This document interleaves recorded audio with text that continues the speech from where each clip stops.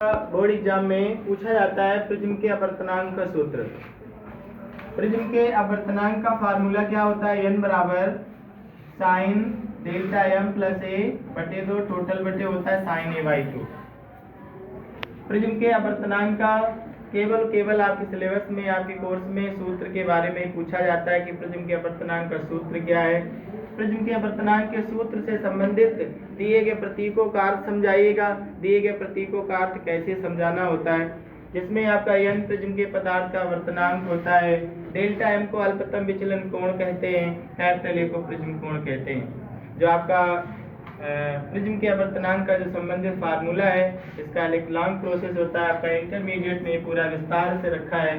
पहले क्या करते हैं, आप एक प्रिज्म लेते हैं और प्रिज्म के एक पृष्ठ पर एक श्वेत प्रकाश किरण यानी कि एक प्रकाश किरण आपतित करते हैं। जो प्रकाश किरण प्रिज्म से अपवर्तन के पश्चात निर्गत हो जाती है और निर्गत होने के पश्चात आपतन कोण प्राप्त होते हैं, अपवर्तन कोण प्राप्त होते हैं, निर्गत आपतन कोण प्राप्त होते हैं, निर्गत अपवर्तन कोण प्राप्त होता है, जिसमें आप चतुर्भुज से संबंधित आप यहाँ पर नियम लगाते हैं। चतुर्भुज ADEF दिए गए डायग्राम के अकॉर्डिंग प्रिज्म के अनुसार आप यहाँ चतुर्भुज ADEF में आप यहाँ से इक्वेशन फाइंड करते हैं। इक्वेशन फाइंड करने के बाद आप शर्त लगाते हुए अल्पतम विचलन की स्थिति में शर्त लगाते हैं तो आपका आपतन कोण और अपवर्तन कोण आता है। अपवर्तन कोण R बराबर कोण A/2 आता है, अपवर्तन कोण R बराबर A/2 आ जाता है।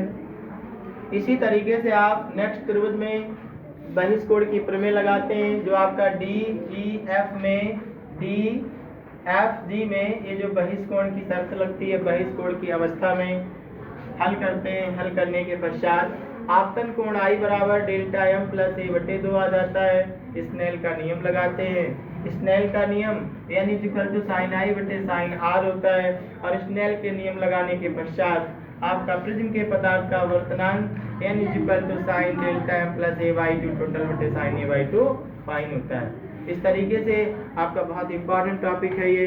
इसमें इससे रिलेटिव आपका वर्ड विक्षेपण क्या है, लॉर्ड रैली की प्रमेय क्या है, किस रंग के प्रकाश का प्रकीर्णन सबसे अधिक होता है, किस रंग के प्रकाश का प्रकीर्णन सबसे अधिक होता है, किस रंग की तरंगदैर्घ्य सबसे अधिक होती है, किस रंग की तरंगदैर्घ्य सबसे ज्यादा होती है। इस टाइप के टॉपिक आपके यहाँ से बनते हैं। ठीक है।